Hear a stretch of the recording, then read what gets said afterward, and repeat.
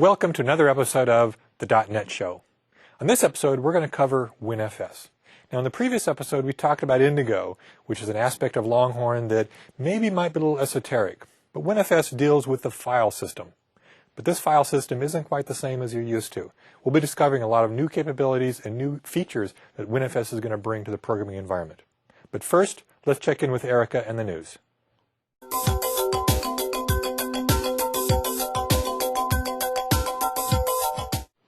Hello, I'm Erica Wiechers. Welcome to the MSDN News Update. In February, Microsoft launched a new website dedicated to providing guidance, tools, training, and updates to assist developers and IT pros in planning and managing a security strategy for their organization. The new site also provides information on key security topics, how-to articles, and a place to sign up for security notifications. Also in February, in his keynote address at the RSA Conference 2004, Bill Gates announced a detailed vision and proposals on how technology can be used to help put an end to spam, including outlining the company's Coordinated Spam Reduction Initiative and technical specifications for the establishment of Caller ID for email. The Caller ID for email proposal aims to eliminate domain spoofing and increase the effectiveness of spam filters by verifying what domain a message came from. On March 2nd, Microsoft unveiled BizTalk Server 2004, which is a member of the Windows Server system. BizTalk Server 2004 helps increase the productivity of information workers, IT professionals, and developers with role-specific tools for developing, managing, and accessing business processes in familiar environments such as the Microsoft Office system and Visual Studio.NET 2003. Also in March, the Microsoft TechNet website relaunched with a new design. Some of the major changes include a scope search, retirement of the Deep Tree navigation system, interactive page tools, and the removal or archiving of older content. Check out the new site at microsoft.com/technet. And this has been the MSDN News Update. I'm Erica Wiechers.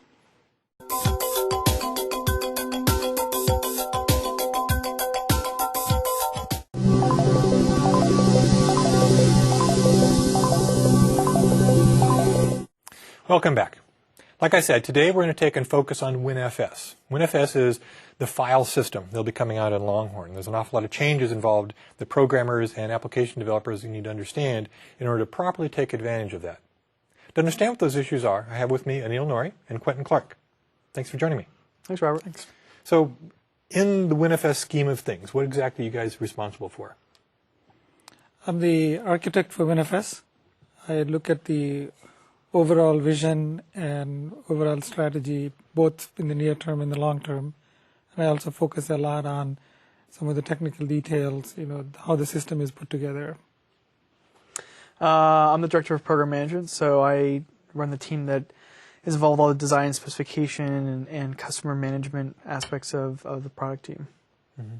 Now, WinFS is, like I said, the file system for Longhorn. It's actually a lot more than just a file system. What is the, in a nutshell, commentary about what you think WinFS is and why people should be paying attention to it? Well, WinFS actually came about because of a lot of different needs. It wasn't a simple matter of having, trying to take the file system and make a couple of simple advancements. A few different factors played in. One of them was end users were starting to struggle with searching, and this wasn't solvable in a straightforward way. There are different utilities out there today that you can use that plug into applications like Outlook and plug into the file system that's in Windows and allow you to start doing searches across these things. But if you have a variety of different applications, there's a never-ending series of utilities you have to create that are able to understand all those different data sources. So increasing the productivity for both consumers and knowledge workers in IT spaces was one of the motivations behind WinFS. Is there a way we can structure a lot of this data so people can find things a lot more easily? That was one. Another is a lot of the development community is coming to us and asking us to expose new primitives in Windows. They make comments like, why can't I get an address for shipping from Windows? Somewhere the user has input this information, and right now it's in all these different applications, whether it's Act or Eudora or Outlook or Notes or wherever, or the Windows address book itself. why can't there be a Windows way of doing that everyone can use so that I can then rely on that as a developer, where my thing isn't about contacts, my thing's about shipping, or it's about buying things or whatever, and I need to be able to interact with contacts, not But I mean, manage them. like Outlook has an API you can use to call in and get the contacts out Sure. of it. So. But any application developer then needs to understand the 15 different popular PIM management solutions and the APIs there, and they're all very, very different. So providing a common platform for a set of things, contacts, calendar items, user tasks, media types, etc., gives a level of power and new capabilities for all developers for Windows. Yeah. I think the underlying theme here is really sharing also, because it facilitates sharing, because that's a fundamental shift where today every app has the data locked into their silos, and we want to open it up so that I just want to define one contact and it is schematized so that every app can understand it. Not only Microsoft apps, actually ISV apps can leverage a lot of the PIM data that is actually in the platform. Wasn't that kind of the notion behind extended MAPI or something like that? Having a format that applications would support in exposing their information, or even like the OLE structured storage and stuff like that. Why is a file system needed in coming in and playing that role? Well, I think we'll get to there in a second, but let's sort of finish the first topic of what happened. Why was WinFS invented in the first place? Because the third topic of that really is about developers telling us they want a stronger data story inside Windows for their own specific types. Not only do they want to be able to integrate with something like a contact or a calendar item, but they want a rich relational storage for their own data types, whatever they happen to be. Most applications use data and manage data. That's the whole point of the application. So they've been asking us for a richer database platform inside Windows. So getting back to your point, how does this all kind of cook down? We looked at all these needs, talked to a lot of developers, looked at a lot of systems that are out there, and decided that the WinFS data model and developed the WinFS data model to solve all these needs at once. Back to your point about there have been kind of attempts at this sort of thing before, and you could imagine OLE doc properties being a place where you could put extended data in, and you could develop common file formats for something like a contact. And the problem is that there hasn't been a rich programming model around these things that's really extensible in all the right ways. So in order for a contact to be both a Windows thing and something that Outlook can use, as well as something that Notes can use, means you have to allow them to extend those things as well as plug in at the programmatic interfaces so that their own unique application logic can be part of what it means to be that particular instance of one of those data types. Yeah, I think one thing that I would add to that is adding a strong type system and then adding a schema to it.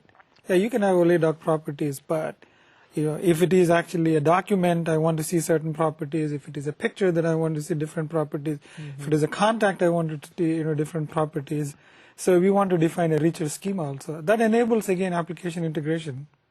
Making more of a platform then. Yeah, absolutely. Whereas like OLE structured storage wasn't really a platform, it is more like a technology people could use. Yeah, and the other sort of angle when you look at this is when you start to have schemas, what else can you get out of that? Well, suddenly I can ask the system questions like, is there a way for me to take a document and a contact and create an authoring relationship between these?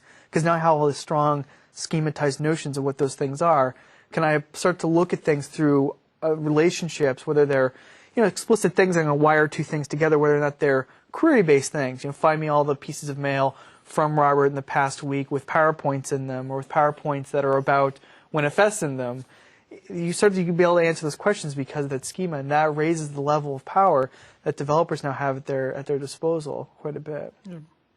So now, if we compare WinFS to the current NTFS, the current file system sorts of things, today we've got a file system supports folder structure, hierarchical structured storage. It's got some metadata associated to it, whether it's the date, the time, the file name, the extension, the file size, and stuff like that. Is WinFS simply evolving that, extending upon it? Is it changing it dramatically?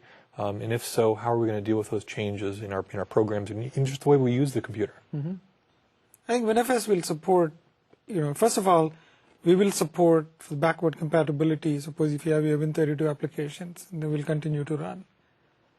And from that perspective, whatever you have files, you can actually put it into the WinFS namespace, and they all will work. But we go way beyond that in the sense that not just certain creation dates and those properties.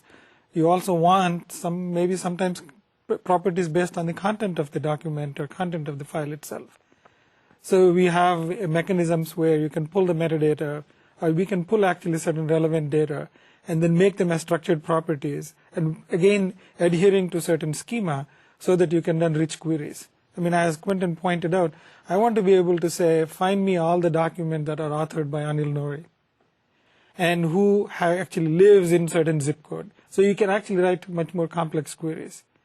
So it's kind of like we thought right now. NTFS has a file schema associated to it, which is very limited. It's not extendable, and it doesn't search very easily. It doesn't have an awful lot of information. You can search on file name and file date and maybe file size and stuff like that. And you're saying that these new schemas will allow schemas to be not just file schemas, but document schemas and calendar schemas and contact schemas, and they'll be extensible. And the searching model used on that will be one that's highly tuned to making it even faster to search all that extended data than we currently have with the standard NTFS type of search. That's right. I think a big part of WinFS, which it'd be great if you'd talk about a little bit, is we have the ability to take care of not just the unstructured data that file streams are today. And let's face it, something like a JPEG, the heart of that is a series of ones and zeros you feed to a decompression algorithm, and we're never going to structure that thing inside. Find me something with purple pixels in it. Yeah, I mean, you could do color histograms, and that is structured, and you could go query that. But the actual stream of ones and zeros that digitizes the picture of us on, in the show, is not something you can further structure very, very easily. So there will always be things that are always going to be the stream kinds of data, unstructured data. But WinFS also allows you to have structured data as well as semi-structured data, and being able to manage all these kinds of data and search across them is one of the key design aspects. Yeah, and actually bringing them together. Just to give an example, let's say I have a person or contact, and then I want to put actually, in addition to just the contact structured properties, I want to put the picture of the person, and then I also want to put, let's say, my resume actually to that. And resume could be semi-structured because it's not fully, just zeros and ones. There is some structure to it, experience and education background, and then so all of those things are some structure there. So I should be able to come and query that structure and then say, find me all the people where in the experience column, they worked on some Windows experience, and then maybe they have some Linux experience also. And then I also may want to really do something on the unstructured property, like in the picture, find if this color is there, or somebody who's wearing glasses, or things like that. You can actually do query across structured, semi-structured, as well as unstructured data in the same query. So, I mean, how fast is that, though, and how are we deal with the speed issue? Like, right now, on my system, if I want to take and search for all files that even have this in the name of the file, and I know that's, a very limited set of information there, it still takes, almost forever sometimes, it seems like. I think this is where I think we fundamentally, now we are coming to the technology that we are using underneath is the relational technology. And it's pretty mature that we have shown that you can actually run large number of, transactions, and so we have really clever mechanisms for indexing as well as for querying. So we are leveraging that underlying relational store to do all of these things, very efficiently. Yeah, and I think a big architectural difference between what we have today in the file system and the way WinFS is being built is WinFS as a file system, as you are making changes to data, we know how to maintain this query space, these indices, etc. So we're not chasing anything around, we're not chasing around the truth, we're managing the truth. So as you make changes, we know what those changes are, we know how to change indices, so searching back on those is effective. And these metadata handlers also can be invoked in order to help ensure that changes to stream data get reflected up in the structured space correctly. So we've architected this whole thing in mind of, we will manage what is the fact of truth in the system. As changes occur, we know how to update indexes, etc., so that when queries are made, we can respond to those very, very efficiently. Yeah. So we're not doing a brute force search. We're not just taking and saying, okay, the guy asked for a search, I'm going to start from scratch and just start treating our hard drive like we do today. Which is probably fine on a floppy disk. You're doing a brute force search is great. But and the way that relational technology in general works is, you build indices for things that you're going to be searching for on a regular basis. There's always the ability to go in to individual pieces of data to find things in sort of a more brute force fashion, if you will, for things that are not indexed. But where we're tuning the user experience and what we expect people to do with the data to ensure that search for common things is very fast. Things like show me all the mail from someone that I've gotten this week. It's something that we know people are going to ask for. We know we can index that and make sure that responds very quickly. And further, part of what we're trying to figure out how to do is how do we make sure that things that we're not expecting to be searched that end up being searched pretty frequently, how do we develop a response to that so that we can make those searches much more quickly? Yeah, and also when you talk about some of these performance issues, people think that you're using a database, that means you have to it could be heavyweight, but the relational systems and databases have really optimized how to use the I/O very well. Even when you really do lots of writes, we actually have lazy way of really writing things to the disk, but still not lose actually your transactions. Mm-hmm. So there's notion of actually a log, so you write to the log, and then actually push all the data later on. So you spread actually your workload, so you amortize it rather than you suddenly choke and then stop and then you have to write it. You don't have to do that. And databases have really done a very good job of doing that, and that's what we are leveraging. Mm-hmm. Mm-hmm. So the whole idea is just trying to be as intelligent as possible and making sure that it's done properly, using the technology that's advanced for either databases or even web searches and stuff like that.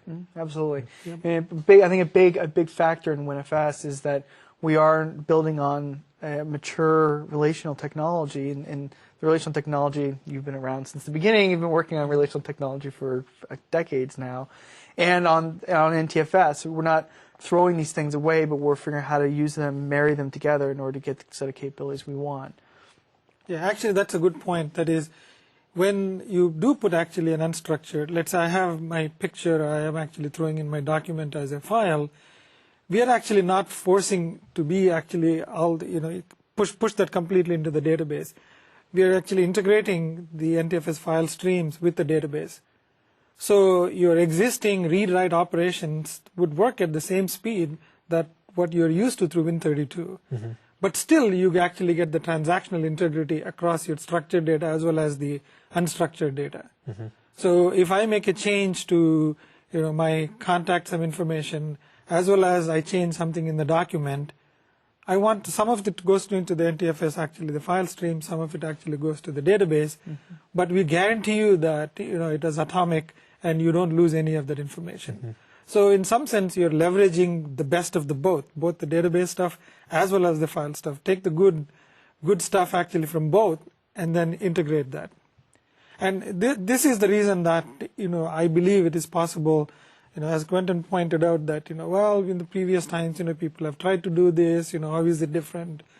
But I think here we are using the technology, you're putting it to use and then saying, use what database is good for structured stuff, use the file system actually, that stuff for unstructured stuff, and then bring it together so that you actually get a seamless view of, how you access your data. And then you can search across both kinds of data. Mm-hmm. Now, you mentioned a few times about having the schematized data with the contacts and the email and documents and stuff like that. I assume that we're coming up with some schemas that we feel are robust enough to identify some of those key areas. What are some of the opportunities that ISVs have for dealing with some of that schematized data, either extending it themselves, like some application might be doing something interesting with contacts that we didn't quite take into account when we created the schema for it. And other applications might say, well, gee, I'm needing to do a schema for restaurants, and you don't have a restaurant schema. Yeah, and I don't think that will be one of the foremost Windows schemas is the restaurant schema.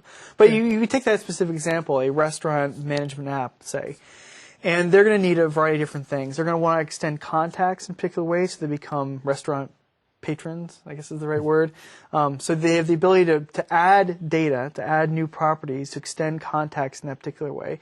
They also have the ability to add methods to that as well. So if they want to add the method of, I was just visited by this contact was here today, so I want to set up a bunch of stuff about that, they can add new code to what it means to be a contact and invoke that in their application.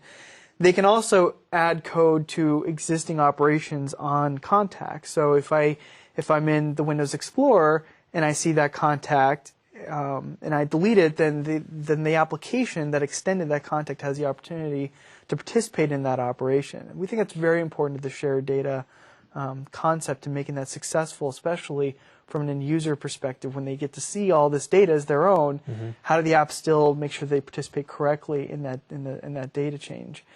And then they also get to define whole new types. So they could have the menu item type, or whatever other restaurant data there is, maybe the bill type, and they can define new relationships. They can associate a bill, I guess, the bill, right, the receipt of what the person ordered and that kind of thing, to the contact, and the contact to a calendar event. So suddenly I can do kind of queries like, show me everyone that was here last night, right, or show me all the wine that was purchased last night, or this patron's coming in, they're a very common customer. Show me the last 5 times they were here, show me the receipts from them, so I can sort of maybe even do things like, well, they always order the same appetizer. When I just go ahead and put it in the kitchen so it's ready for them when they ask for it. So there's a variety of different things they can do just by adding to the schemas, as well as developing new schemas and new relationships between things, and allowing their applications to really leverage those. Yeah. I want to add a few technology points here. There. One of the important things in WinFS is having a data model. So we actually went and defined data model, saying that we, based on, to be consistent with actually the .NET CLR data model, we said you should be able to define new types, and then you can actually provide inheritance for these types, and you can also provide relationships between different types. And to enable actually the ISV extensibility, you can also add new extensions. Let's say I have a contact, and multiple ISVs want to really extend that contact. And then we don't want to really create a mess of really going and then adding properties to the existing type itself. So we defined a well-defined way of defining your own extension. So ISV1 comes and defines their own extensions. ISV2 comes and defines all their own extensions. But they all are actually hooked to the contact item. So when you look at the contact, you can go and then inspect, saying that I'm an ISV1, I want to look at my extensions. You can actually find those things. So we thought about actually extensibility as a forethought rather than actually an afterthought. So, and then we put actually hooks for that. And it is not only just at the adding properties, even actually adding behaviors. Because at an instance level, on one particular mail message, some mail client may actually want to write a behavior in certain fashion. The same type, but at a different instance, some other ISV may want to actually add behaviors. So we need to really be able to add behaviors at the individual mail message level, not just at the type level. So we call these things the bindable behaviors. We have provided those also. So there's a lot of thought went into both extensibility as well as sharing. But having said that, it is a new thing. Nobody has actually done these things. It is a challenge. How people act. We still need to get a better understanding of how people will share this data across multiple applications. And will they share it? I mean, will some company that wants to be the email program, will they take and not be storing the email in our schema just simply because they want to own that within their own proprietary data store? Some of that possibly exists. In fact, that flexibility exists a priori by how we've allowed extensibility to occur. So a particular mail application could say, I'm not going to leverage the Windows mail type. I'm going to create my own type for mail and deal with that, etc. And they can provide their own shell experience over that type as well. But we think there's so much value in sharing these common types, and we are hoping that we've provided enough extensibility mechanisms so that really is possible and meaningful, and doesn't incur a huge burden for ISV developers. We'll find out at beta, when we start to get the feedback, whether or not we've actually hit the mark there. But it is absolutely something we've been designing in from the beginning. Plus, hopefully, it'll be the expected behavior of application in the system. So if a user installs an application that doesn't play well with the existing schemas, they'll say, oh, this app's broken. Yeah. I mean, it's like installing a Windows app today that doesn't have a cut, copy, paste in the menu anywhere because they didn't want to take and share their data around. Yeah, I think that's exactly right. I think users will become expectant of this shared data world, and so when they have their contacts in Windows in this particular form, and they install an application that demands the contacts live in some other form, they're not going to enjoy the experience of that application because it's disjoint from the rest of their system experience. So we're aware of that, but we don't. That's sort of a stick, not a carrot, right? We really want the carrot for the ISVs to be, we've done such a good job in defining what these things are and providing rich extensibility around them that they can really adopt that shape and extend it in the ways they need and get a lot of value out of that. Now, we've talked a bit about, the individual data types associated with files and information and the scheme and stuff like that. What if we step back a little bit and just talk about the actual files on the system itself? I mean, like right now with Windows, ever since, even, DOS days had the hierarchical storage structure. C:\\, etc. Yeah, and 5 folders, and I guess DOS 1 didn't have folders, but DOS 2 added the folders finally, so we actually stored subfolders. When I'm doing demos of Longhorn and showing people that files no longer really are stuck to the hierarchical storage, they start getting concerned, and they start wondering, you're taking away my structured storage, my ability to have a folder that's called, photographs, and a folder in there called holiday, and a folder under that called, on vacation or something like that. Yeah. How are we dealing with that? There's a few things I think we're saying about this. One is we're certainly not taking away the ability to have a container. Right now we're calling them lists, and it's a folder-like construct, and we're even allowing items. I don't use the word files very much, but I use items, and some items are file-backed, and so we service them through Win32 and all that stuff for backward compatibility. But we allow items to exist in more than one list at a time. And we've given this capability so that you can actually have more flexibility in how you're organizing things than you do today. So one of the things that I often experience at home is, I'm sort of a typical Microsoft person, and I have probably more IT infrastructure at home than I'm supposed to, but I have this server where I back up all of our photographs, and I keep a log of this. It runs every night. And occasionally I look at the log just to make sure things are moving along. And every once in a while I see that every photograph in my system has been moved around. And it's because my wife has chosen, I don't want to arrange things in folders by years and months. I want to arrange them by which child they're about. And so suddenly everything gets moved. And then, 3 months later we'll go by and she'll rearrange them back to the way they were in the first place, right? So she's struggling with a single way for her to think about this data. And she can't find one way that works well for her. With WinFS, you can have all of that organization, in that multiple different ways as you want it. So you can have things arranged by year and arranged by who's in the pictures or whatever.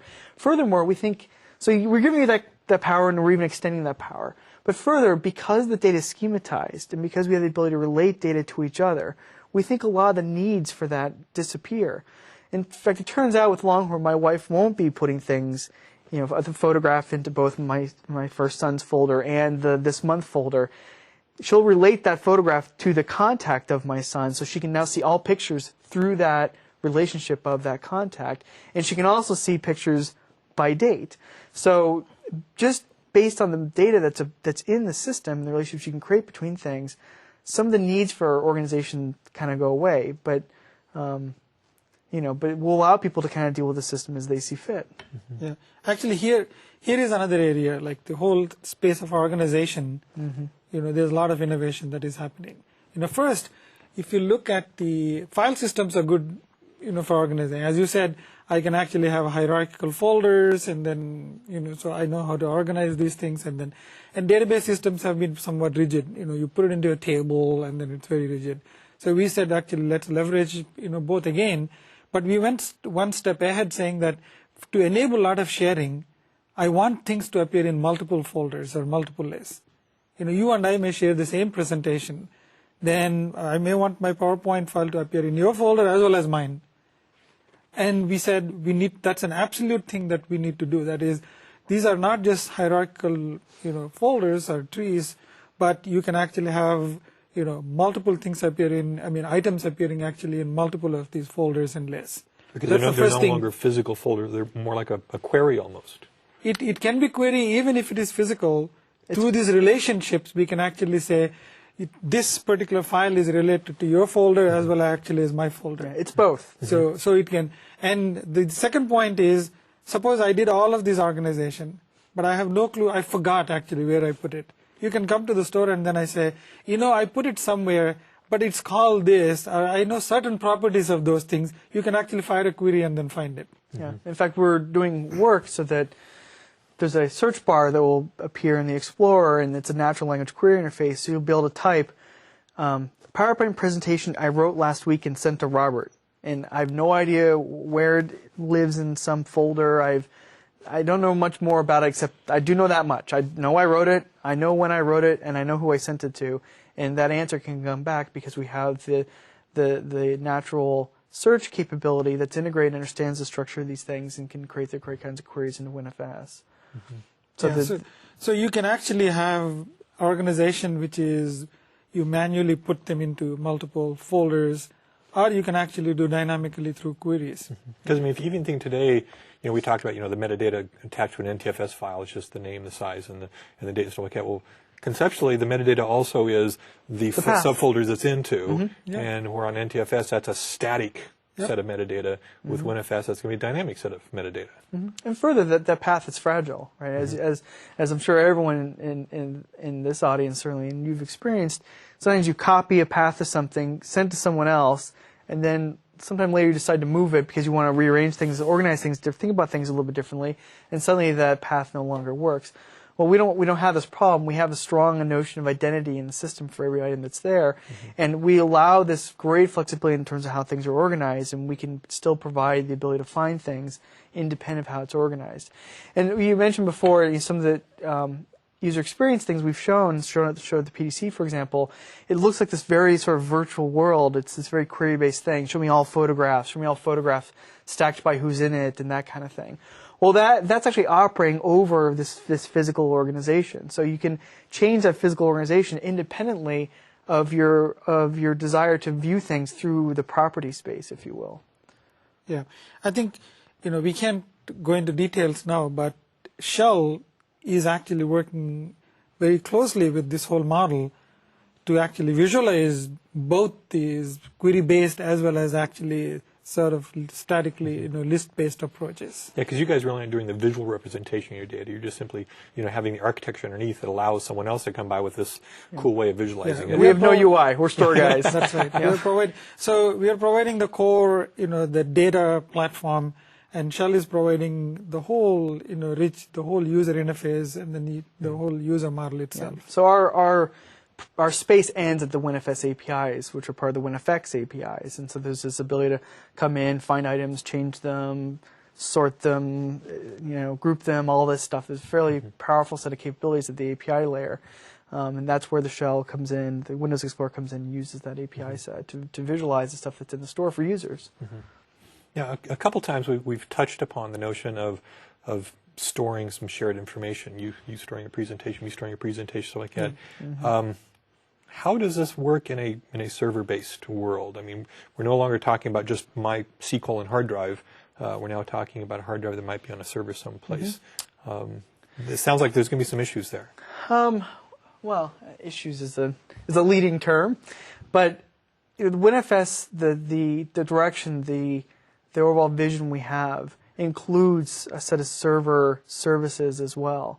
Longhorn, the client's the first step in getting this vision of managing everyday information in a much more value-added sort of way and providing a new developer platform for developers at the desktop, on the desktop. But the longer-term vision for WinFS has a very strong server presence. In fact, it's required really to complete the WinFS vision. And we imagine not just end-user data, but all sorts of data relevant to businesses being stored in WinFS servers, being modeled in the WinFS data model. And so the server component of this is going to enable all these other kinds of sharing scenarios where today we use a simple, whack machine name whack share.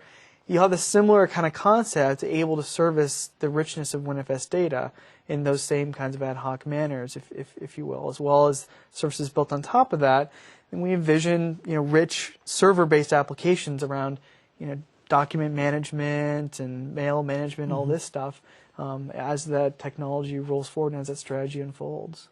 I think in the near term, I also think that people will write WinFS as a rich synchronization mechanism through which people can actually synchronize, take the server files and then actually offline them onto your client. And you can actually... What does that mean by that? Synchronization? We haven't touched upon synchronization. Yeah, yet. We haven't talked about actually some of the components of the WinFS itself. So We primarily focus so far about the data model, or what kinds of data you can store. But there are other capabilities like if I have data or the WinFS on multiple machines, I want to be able to synchronize my data. Let's say I have my desktop, and then I have a machine at home, and then I have a laptop, and then so I want the data, my documents to appear on all these machines. Mm-hmm. So you can set up actually synchronization relationships. So whenever I actually make a change into one place, we automatically propagate those changes to all the other machines also. Yeah, and this will work client to client. So you and I could decide to have a sharing relationship between the set of data, as well as client to server as the server strategy unfolds. And it's actually a fairly powerful notion, WinFS to WinFS synchronization is. Imagine being able to model data in a certain way and define how you want to allow data to be granularized, if you will. So I could define a solution for the agenda for this discussion, for example, and I could decide that who's going to be there is one sort of change unit that can be tracked and dealt with independently. Then, say the individual topics. And the individual topics can even be changed independently. So you could decide, oh, that third topic, I need to change this to be something else, and I could decide, oh, I actually need to have Anil there. And we could make those changes synchronized, and those changes won't conflict with each other. Because of the structured data and the schemas, we get this much more granular level of synchronization than has ever been possible before. You can't do that today with the unstructured data. I mean, if you change the title of a JPEG, that whole stream's basically got to be manipulated. Even though nothing else had changed. Even though nothing else had changed. Yeah. Right? Yeah. So using this synchronization mechanism, somebody can write actually, even if you don't have a WinFS on the server, somebody can write what we call a sync adapter. So where they can actually go and then pull some files and then actually push it into the client. You manipulate on it and then you can push it back. Mm-hmm. The policies, how you actually check in, check out at the server, whatever application that they're using, whatever document management system they're using, they can plug into that. Mm-hmm. Now, you guys have spent quite a while working on WinFS and thinking through the issues and trying to make something that's a good programming model and thinking about, what would an application really want to do with this sort of stuff. I assume maybe you've also spent some time thinking about what's an application you'd like to see come out that uses WinFS. And I know a few people have commented on my blog saying, that's what I want to find out. What is the killer application for WinFS? Do you have any input on that? Well, I actually get asked this question quite a bit, as you might imagine. And my first answer sounds like. Of course, I think part of the audience is interested in it, so they can quickly write that application and exactly. make a lot of money on it. Exactly. Part of this, I think, the first part of this answer is we don't know. And when the Windows 95 team, which was developing the last major huge platform breakthrough change for Microsoft, they didn't envision IE and Outlook and Netscape and these apps would become the killer apps for that platform. And so similarly, we don't know yet what those killer apps are going to turn out to be, but we do know some things. We do suspect some things about it. The app will take advantage of the data model in a very rich way. So, simple things like, what is the daily life of a consumer at home trying to manage their family and their family communications, and why do I miss birthdays, and why can't I find the video footage of my son's first birthday, and why is all that so hard, and how come I can't relate these things together? How come I can't know when I'm playing a dinner party that my friend Henry's allergic to cashews when I'm playing the dinner for that? So the data's out there, and building an application that's able to actually take advantage of that finally and allow people to capture that information and do something with it. Part of this kind of goes back to, there was a version of Office that you guys might remember that when you'd save the file, it would bring up the file properties dialog. Remember this? It would always bring up that dialog. You had to fill this thing out, or you'd turn tools, options, and like 6 tabs in, you could turn off the thing that says stop bringing that dialog up. Well, the reason that everyone turned it off, and the reason we stopped doing that in Office, is because we didn't do anything with that data afterwards. So today, for me to capture in my Outlook contact that this friend of mine is allergic to cashews, it doesn't really help me that much. I don't get to reuse that very much. But imagine I have an application that's about managing my home life or doing party management or whatever, and it can now tap into that data. Well, suddenly it becomes more useful for me to have input in the first place. So capitalizing and leveraging data that people input and people take the time to put in the system, that's the kind of app that's going to become killer apps for the sort of WinFS look at Longhorn. There's a whole bunch of other things around how Indigo's can be used and how Avalon's can be used, and the fact that I can pick up WinFS items and use Indigo in a very easy manner to get things across to other machines and other applications. That opens up a whole new set of possibilities. But for WinFS and sort of the way we think about the world, taking advantage of the data mall and encouraging users to put information in and actually giving them benefits as a result, that's what's going to cause a real change. So I sort of see two tiers of applications. One is, obviously, over time, within Microsoft itself, a lot of applications would actually target WinFS. You have Media Player, and then you have Outlook, and then you have WSS. Over time, actually, there's a good target. Second thing is, for a lot of the ISVs, we suddenly have a lot of the database type of applications that you can start developing. You brought up the restaurants. It's a great application to actually write a restaurant management application. There was somebody suggested maybe wine cellar applications. I have different types of wine. I want to actually organize all these wines, and then I have to have wine lists, and then who the makers are, and then when they're. So any lot of the database type of applications, suddenly we opened actually a floodgate that you can actually start developing those things. Because they were not enabled by the file system so easily. And suddenly, the structured data as well as the query gives you that capability now. Yeah, so the main difference between a restaurant application and a wine cellar application on WinFS than what we'd have today is it's a silo. It's a proprietary data model. Yeah. And with WinFS, it would allow that same bottle of wine, that same customer, to be able to be seen in your Outlook contacts, to be able to be seen in the file system itself. And imagine the integration you could do with a wine. And there are little wine apps built on Access and those kinds of things today. But imagine then you could provide features in that wine app like, I know I drank this bottle, but I don't remember who I had it with. Suddenly that's possible because I can take these instances of these wine bottles, relate them to, dinners I had or where I brought the bottle and who else was in attendance there. And suddenly these relationships between the data become exposable and become interesting. And that's kind of gets back to the point I was making about, I think the killer apps will be the things that actually take advantage of the fact this data now exists and exposing it in ways that are, at this point, unexpected to people, right? No one's expecting if they installed a wine management app to have somewhere in the UI, who did I share this vintage with before button? That's very unexpected to people today because they don't have that shared data, and they will in this future. Yeah. So I think there are two fundamental things I believe that are exciting to me. One is the fact that it is a platform. Second thing is the fact that there are schemas. And they actually grow sort of over time, because we think that there will be a community of really schemas that will be developed. Microsoft will provide we'll come out maybe 20 schemas or 25 schemas. But we hope that more ISVs, maybe in the restaurant business, somebody defines actually the food schema or, maybe the ingredient schema or, the billing or whatever it is. And it creates actually a small cottage industry actually around that where people will start writing more schemas and then more applications. Because in the end, schemas are absolute, the content and then the schemas is what will drive actually these applications. Yeah. Imagine the network effect possibilities of these things where the cottage industry defines some stuff around the restaurant experience.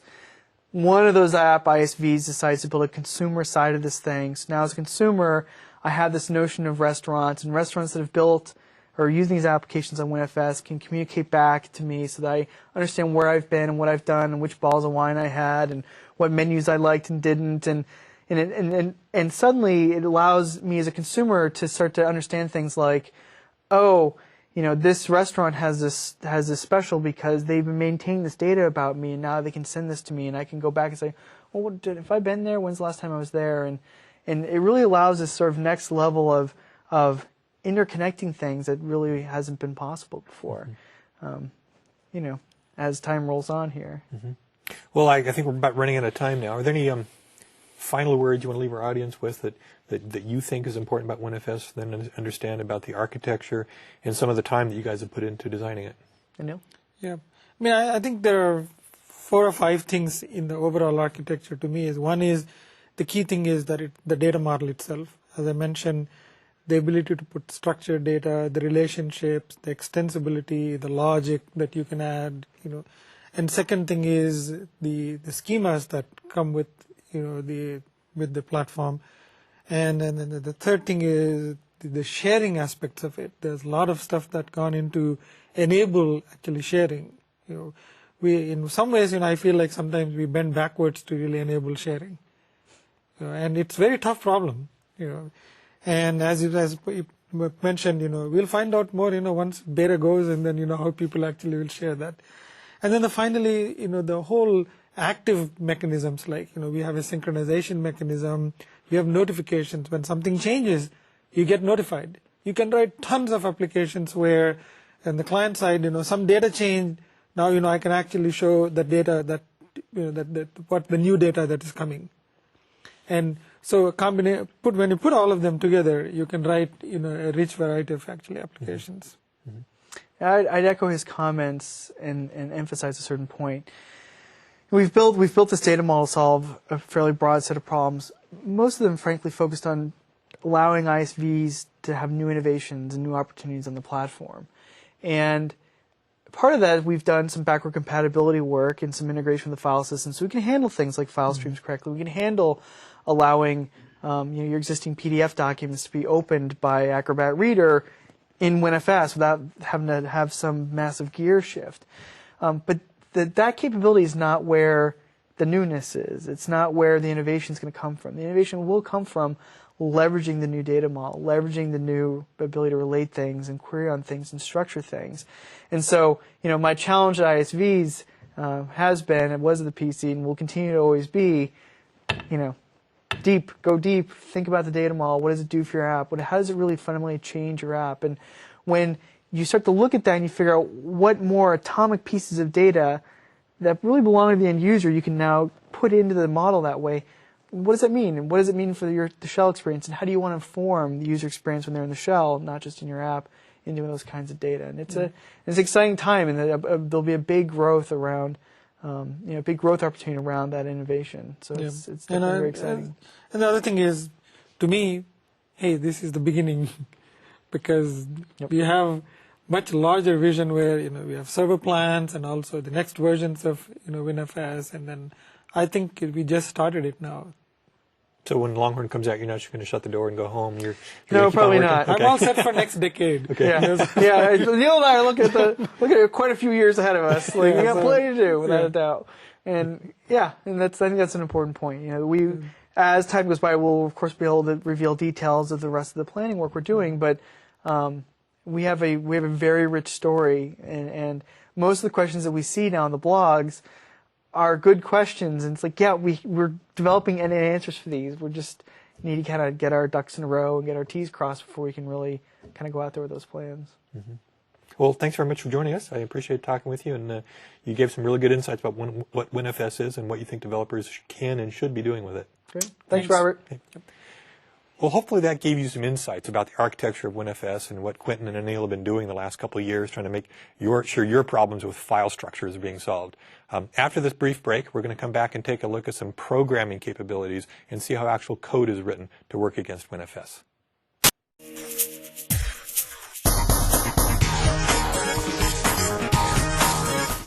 We're talking to people today about computer security, viruses, firewalls, updates. Are they taking the proper precautions? Are they being careful? We're going to find out and see what they think right now. Come on. Do you have antivirus software? No. You don't? No. Well, here come the police right now. These are the software police. They're going to get you. Security. Like when you heard about the blaster virus going through this year and just, wreaking havoc with all these systems, were you like, geez, I hope I don't get it? Or I never even heard of it. you never heard about it? It's like a major news story this year. I live in Indiana. We don't get that stuff out there. What kind of antivirus software do you run? None. You don't run any at all? No. No? No. And does that bother you? Does that worry you at all? Only when there's major virus alerts that are out. I got some spyware taker offers, and that's... Is that a technical term? I think so, yeah. So if you did get a virus, you obviously have the expertise to be able to go find the site, download a patch. I do have done that, I do check out the McAfee site and the Norton site and punch in the name of the virus and see what I can do to do it. to fix it on my own, but that's about the extent of it. So it's got to be pretty simple for me to fix it. When you log on and your computer, pops up and you get like that little window bubble from Microsoft, do you ever click on that to install updates? No. Not always. Why is that? Because I don't trust it. You don't know what it is. You have to read the information, and to read the information, you're like, well, what the heck is all this stuff going on? It's just so much information. I'm like, forget it. It works. How can I be sure it's from Microsoft? I don't, Update later all the time. I just hit the, remind me next year or whenever. How about you? That's what I do. No. Why? Well, because I think I'll get a virus from them, or I might get put on a mailing list or something like that stuff that I don't want. If there was a super easy way, like a 3-step process that just made it really easy for you to protect your computer, is that something that you would do? Yeah. Would it be free? No? No, just because it's more, I need it to be a one-time deal, and that maybe it's something like an oil change or something that you would fix once a year. You're supposed to change your oil more than once a year. I don't even want to see your car if that's what your computer looks like. There you have it, John and Jane Q Public talking about computer safety. When and how they'll be secure, it's up to you. Reporting from Anytown, USA, I'm Rodney Sherwood.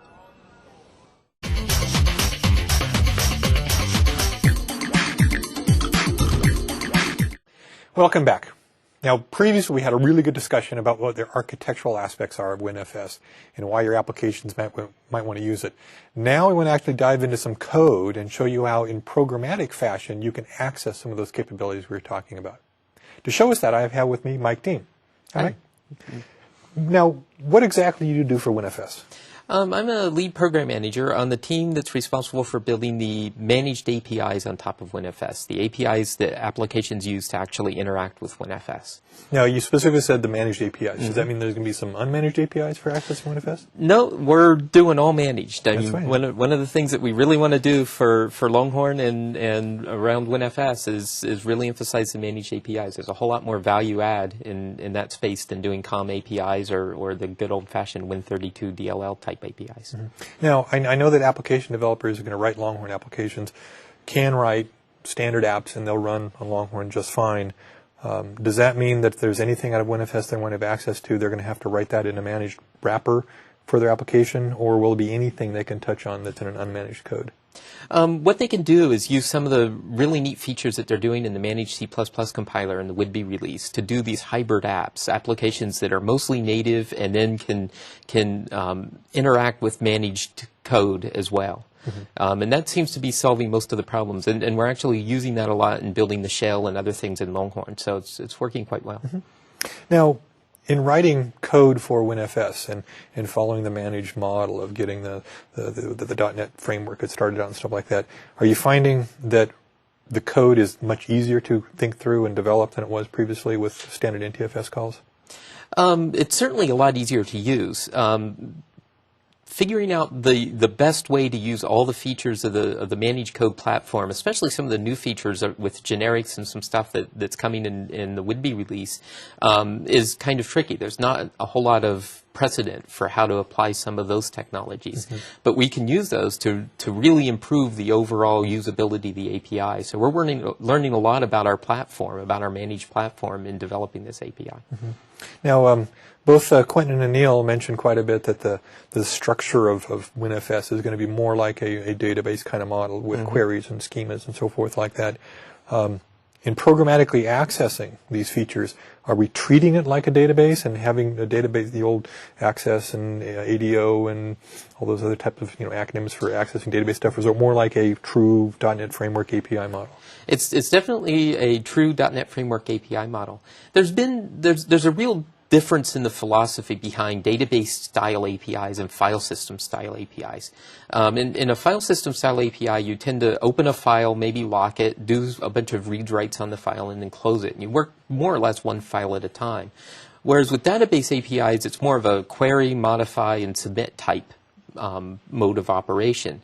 The database style of APIs take into account things like that the backend is an intelligent store. It can run stored procs, and you can have transactions, and there can be triggers that do site-affecting behaviors.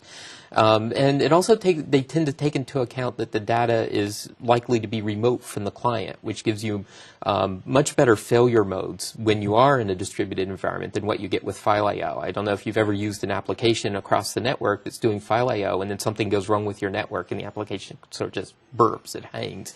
Usually in a very unpredictable way, freezes the UI. I mean, it just sort of stops.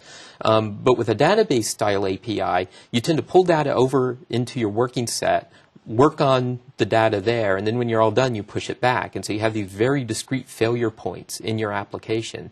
And that allows you to build applications that work much better in a networked environment. So what we're doing for the WinFS API is definitely following more the database-style API. Like you say, WinFS is a database. It's a database that can store files and make the metadata in those files queryable. But it really is a database. And so by adopting more the database-style API, we give you all the advantages that brings, the ability to do the remote interaction, the ability to take advantage of transactions and things along those lines. So in other words, it's not just still a binary stream with just a bunch of metadata attached to it. We're actually treating even the binary aspect of the data itself as being capable of being more of a database sort of model. So yeah, Anil and Quentin talked a lot about the schemas. And what we can do, because we have those schemas and we know what this data looks like, we can give you a very strongly typed API. So rather than dealing with rows and columns, which you would do with something like ADO.NET, you're actually dealing with like a person object or a track object or a document object. You're interacting at that level. Much more sophisticated, much more capable than doing the rows and column type things. A lot less code to get the job done. Well, let's take a look at some of the code you prepared for us. So what I've got here, so a really simple application. I actually wrote it this morning, and I wanted to just get across some of the kind of high-level points about the WinFS API, about how it works. So one of the first things that you'll do when working with WinFS is create an item context. Open an item context here. What this is the context that you interact with WinFS. What I'm doing here, where I've just said open and not passed any parameters, is I've said I want to connect to the local default store on this computer. I could have put a UNC path to a remote computer in there. I could have also listed multiple things. And so an item context, unlike a database connection object, which represents a connection to a single database, an item context can represent a connection to multiple WinFS stores.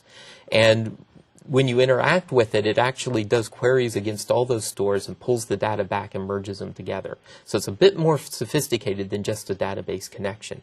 But in a lot of ways, you can think of it like that. And so I create one of those here, and then I'm going to do some different things. I've commented out some of the calls that I don't want to run quite yet. And then when I'm all done, I'm going to close the item context. So that's the basic pattern around an application that interacts with WinFS. So the first thing I did in here was I wanted to list all the documents that have the word cache in the title. So we're going to look at this here. Here's the code for listing all the documents. So what I did is I passed in the item context that I opened. And the next thing I do is I get a searcher for documents. This is a pattern that shows up over and over again in the WinFS API. I take the type name of what I want to search for, and then I do dot, and there's static methods on it called getSearcher. There's lots of different varieties of these. Now, document is one of these high-level classes that we created from the schemas. If you look in the object browser here, we can see that there's a whole lot of these classes in WinFS. We'll look at contacts here. So inside of contacts, we've got group, we've got persons in here, household, organization. These are all classes that ship with the platform. The default schemas. The default schemas that ship with the platform. And so you can discover what kinds of information WinFS can contain just by using the object browser in IntelliSense and Visual Studio. This is all enabled out of the box. You don't have to do anything to create new schemas or install new schemas to use these classes. So what I'm going to do here is I wanted to do a search for all documents, and then I'm going to do a filter where the title is like, and if you're familiar with kind of database style SQL queries, like is an operator that does a pattern match. And then I'm going to say I have a parameter that I'm going to call pattern. The @ sign introduces a parameter here. And then I'm going to set the value of that parameter here. So pattern and then the title pattern that I passed in.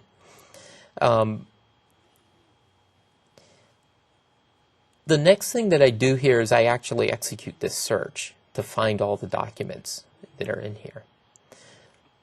We can go ahead and run this and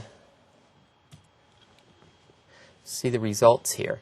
So I actually found, how many is there? Maybe 10 or so documents that have cache in the title. And you'll notice some duplicates. We've actually got almost 4,000 documents on this system. And you saw how quick that search happened. These documents are spread across a number of different folders. They aren't all in the same folder.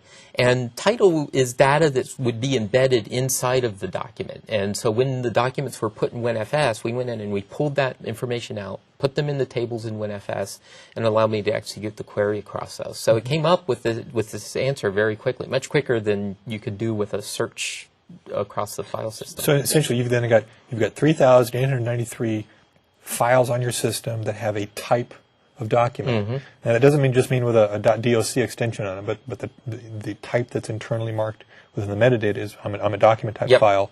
And for that search to happen, you basically searched every single one of those files to find out whether or not you had cache in it or not.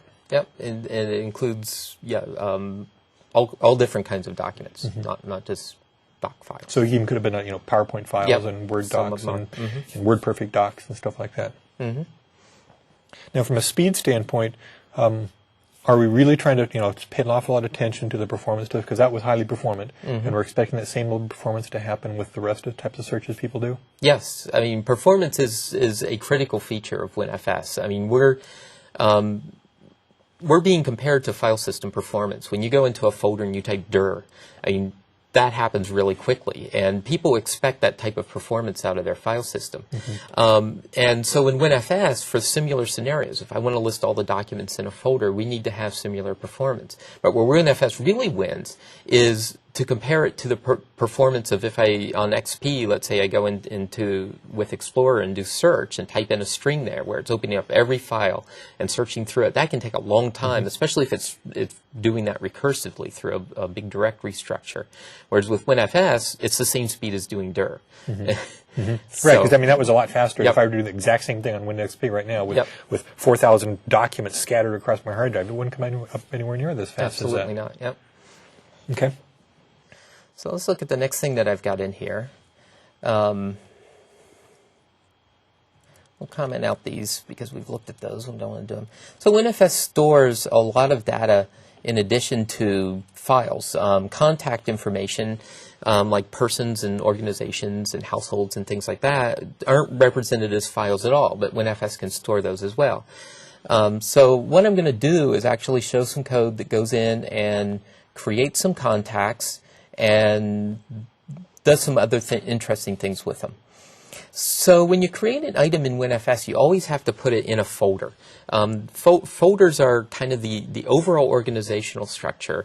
I know when you were talking to Anil and Quentin, you guys talked a little bit about the trade-off between having that organizational structure and then just having all the items just in a big pool of items.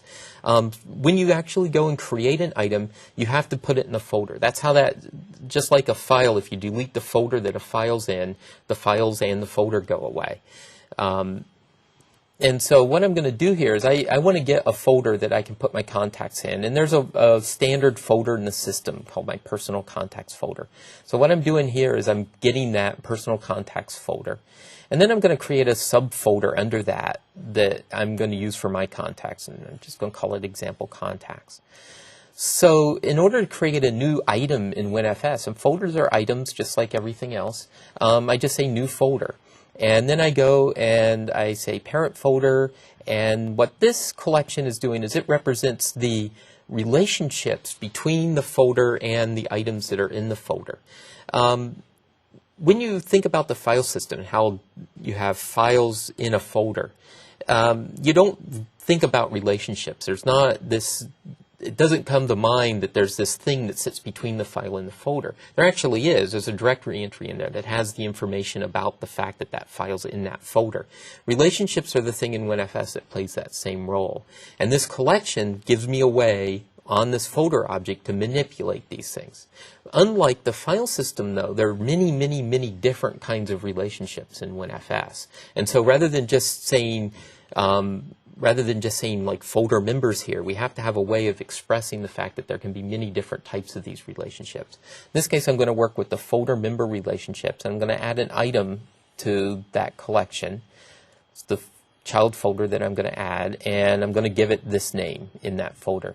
You might notice that I've got a name here and a name up here, and they happen to be the same name in this case. Every item in WinFS has a display name. That's kind of the name that you see in the shell when you're interacting with the WinFS through the shell. This other name is the name that has to be unique for that item within its folder. We're working on some things in the system where you wouldn't have to put both of these names in, but right now you do. So when I do this add, I've actually just made this change in memory. This is really getting to one of the key points in WinFS, where everything that I do with the WinFS API doesn't cause a round trip back to the store. That's one of those differences between a file system API and a database API. With a file system API, when I do a read or a write, barring any caching that's going on, I'm actually interacting with the disk at that point. But in WinFS, when I do something like add this item to this collection, it's just in memory. Nothing's actually been saved yet. It will actually get saved when I call this down here, item context.update. So you as a programmer controlling when that actually happens. Where in the file system today with the lazy read, lazy write sorts of stuff, the programmer really can't control it unless he wants to manually just do a flush at a certain point in time. Yeah. And what's even more important is you can do many more operations in memory and then say, okay, now I've got everything that I want and I want to push all those changes back out to the store.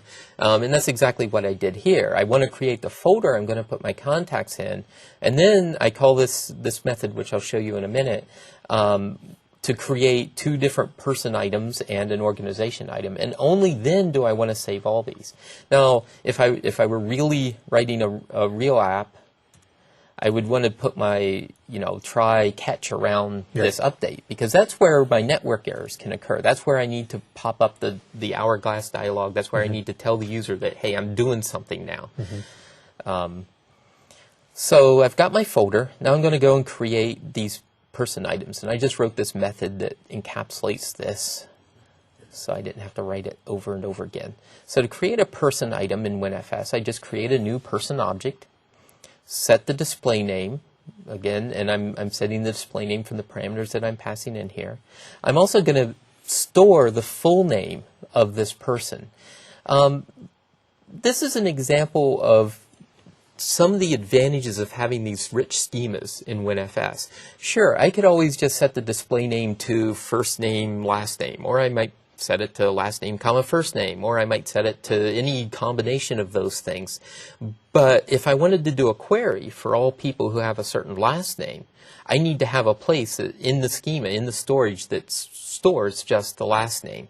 That's what this full name thing and personal names are about. So I create a full name object, and a full name object encapsulates the given name and the surname.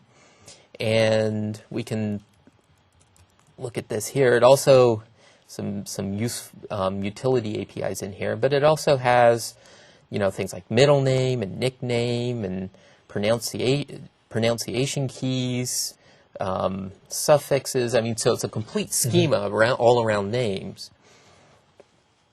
And the other interesting thing to notice in these schemas is that you don't have just one full name for a person. You actually have a collection of full names for a person. And that recognizes the fact that some people have more than one name. And so the schemas can't just limit you to that one thing. And so that's kind of illustrates some of the work that we're putting into designing these schemas, being able to account for all these varied scenarios. And some of that comes because of the fact that you aren't being the application. You're trying to be the platform applications build upon. And so you can't just think about the specific needs you have for your particular situation. You've got to think about, what's Outlook going to want, what's Groove going to want, what are these other applications want, what are applications we don't even imagine right now might possibly want. Yep. And even if we did leave something off that somebody really wanted, there is the ability to write extensions to actually add your own types to WinFS. I've mentioned a couple times about how that we generate these classes from the schemas. So the APIs, all these objects that we're looking at, full name and person and things like that, we go through this step where we take these schema documents, which are these XML documents, and we actually run them through a code generator and spit out all these classes. Now, the real advantage of taking this approach, other than that we can have lots and lots of these things, is that we get consistency across all this data. Where the way that I work with a person item is the same as the way that I work with a track item or a document item. And it also gives us the ability that as developers add their own schemas to WinFS, we're going to ship the same tool that we use to generate the APIs that we ship, and they can run their schemas through these tools, generate their own APIs. Those APIs will have the same basic overall patterns as the ones that we ship, and they'll totally integrate in with our infrastructure.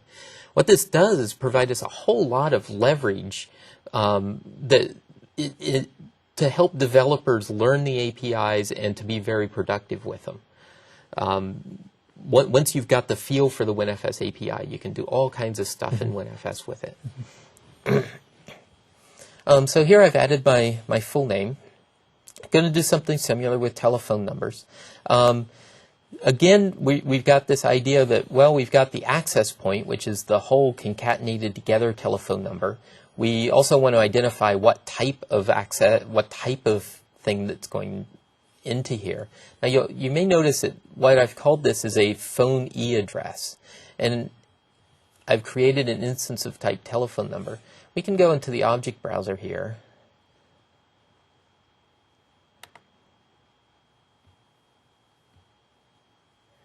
And we can look at the fact that telephone number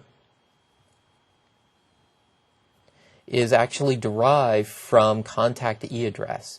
And we could go and look at contact e-address and see that contact e-address is derived from e-address. And there's many different types of e-address. E-address stands for electronic address. There's many different types of e-addresses in the system. There's email addresses, there's chat addresses, there's phone numbers, there's pager numbers. So we've taken the time to figure out how these different types of data relate to each other and structured the schemas in such a way that there's this basic e-address concept. There's types derived from e-address to represent different specializations of that. And it's extensible in that if you come along as a developer and say, well, the e-addresses that you built into the system are great, I want to add my own for this new type of thing that doesn't even exist yet, there's a way to do that within the schemas. So you don't have to just go off and invent your own separate item type. You can derive a type from e-address, and it just integrates right in with everything else that's in the system. Kind of play well with others, right, sort of thing. Yep. What I've done here is I've set the area code and the phone number, and then I'm going to add it to the person's e-addresses collection. Similarly, for the email address that I have here, I pass to this routine my username and domain, and I add those things to the email address. And then to the folder that I passed in, I'm going to add the item that I want to this folder. And in this case, I'm using the display name. Now, it's interesting, you might notice that I've got this display name value on here, whereas you'd think display name's a nice simple type. It's actually, let's see if I can make IntelliSense do the trick here for me. So what display name is a nullable type. So this is a case where we're using generics, a new feature in the CLR, in the would-be release of CLR, that you can think of as similar to templates in C++. It's a way of parameterizing types. And people who are really familiar with CLR will know that there's basically two broad categories of types in the CLR. There's value types and reference types. And value types, you can't can't be null, whereas reference types you can always assign a null to. Well, in WinFS, in the schemas, we mark each property as to whether or not it's nullable or not. In this case, display name is a string, but we've also said that it's a nullable string. And if people that are really familiar with CR will know that, well, string's actually a reference type, so you can assign null to it. But if this had been, say, the birth date, which is another property on here, that's a value type. It's a date time in CLR, so I couldn't have assigned null to it, even though it is nullable. So this is an example of how we're doing some interesting things with generics in order to add to CLR this concept of nullability and make it a first-class concept. In fact, we're doing some really interesting work with the languages to make it so that it's even more of a first-class concept than it is in these current builds. So eventually I'll be able to get rid of this dot value on here. And it would just simply know by the context. It would just simply know that it's a nullable type, and it would do null propagations and other interesting things. So the other thing that I added up in that other routine was an organization. And it is very similar to how I added a person item, some of that consistency. It's also an organization and a person are both instances of a contact. And it's interesting when you talk about the WinFS type system with people. A lot of times you say, well, we're working with contacts, or we can store contacts. And most people think, well, that means person. I can have a person. Well, what we've done is we've recognized that there's this base type contact, and then derived from it, there's many different types, like person and household and organization. And they all share the common attribute of being contactable, and which essentially means that they have e-addresses. So I'm using essentially the same e-address stuff to save this in here. So I'm going to create two person items, one that represents me, one that represents you, and a person item that represents Microsoft, or a organization that represents Microsoft. And then I'm going to list the contacts that I've put in this folder. So we'll look at how that works. So the things to notice in here are that I'm doing this searcher again, same pattern. I've got a type. In this case, it's not an item. It actually is the folder member type, and that represents the relationship between a folder and the things that are in the folder. It's that same collection that I was manipulating when I did this add up here. So in order to list the things in the folder, I want to actually do a search based on folder membership relationships. In this case, I don't really care about the relationships themselves. I just want to kind of skip over them and get right to the items that are in there. And that's what this version of the Get Searcher lets me do. Get Target Searcher says I want to search across the targets of this relationship. And I want to narrow down the scope of my search to be just the folder I care about. And to also narrow it down to just the contact items that I've put in that folder. And then I execute the search with the find all, and I write out the display name for these. So let's go up and go ahead and run this. I'm actually going to comment out these other two things. We haven't looked at those yet. So that code ran, and I listed the contacts that I've added there. So what you ended up with on screen wasn't anywhere near as exciting as the code itself. More fun looking at the code. Yeah, I'm sure that my colleagues from the Avalon team, whenever I show these demos, for those of you who might not know, Avalon's the new fancy UI component that's in Longhorn. Whenever I show these demos that are, just this console app, they're like, oh no, don't do that. But I mean, really, when you start out with a new API that's not a UI API, what do? You write a console app. At least it shows that the console app doesn't go away in Longhorn. You still have it. So, I mean, clearly you can always make the UI fancier, but we're talking about the APIs here. So the next thing I wanted to do, we'll comment this out because I can't add the same contacts more than once. The next thing that we're going to do is set up some relationships between these contacts that I've created. So what I've got here is I'm going to find my organization that I created and the items that represent you and I. And here I'm using kind of a shortcut for this Get Searcher. The Get Searcher is a powerful pattern. It's used all over the place, but sometimes you just want quick and dirty type searches. And so this find one is kind of a shortcut where I want organizations. I'm passing in a filter here. Similar to the way that I filtered down all the documents, I'm just going for the organization that has the display name. And as it turns out, I know because I've manipulated the demo data here that there's only one such organization. That there could be more than one, and if this were a full-blown application, I'd probably pop up some interesting UI that they're building into the shell called the contact picker. It's essentially a file open dialog for contact items. And so instead of doing this find one here, I could configure the contact picker so that it would find organizations, and I tell it that I just wanted one back, and it would pop up and let me browse around and look at all this stuff and just return them one organization. Similarly, I'm finding the two-person items. Now I want to create these relationships that say that we both work for Microsoft. So similar to the folder member relationships that we had, now we have employment relationships. And you may have noticed the out on this. Relationships are directed. They go from an item to another item. You always attach a relationship to the source item, to the from item. The relationship is essentially part of the from item. If the from item goes away, the relationship gets deleted. And it's interesting and kind of surprising to some people. When we looked at employment and the employment relationship, we had to make a choice. Is the from item the organization, or is it the person?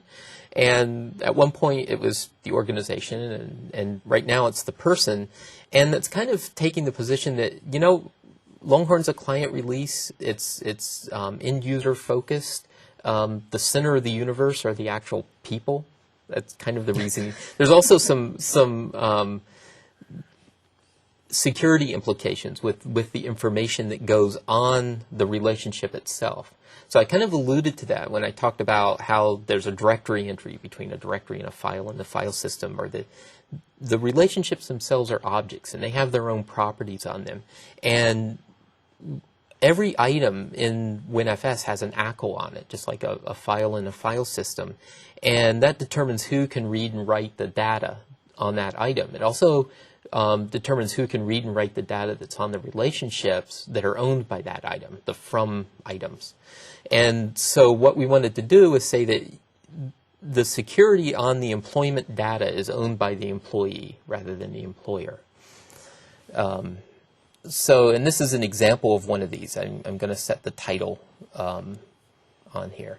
So in order to add the employee, I essentially say add employer, and I pass in Microsoft. And I also am passing in identifying which mode of relationship that I want. So WinFS relationships have three modes: holding, reference, and embedding.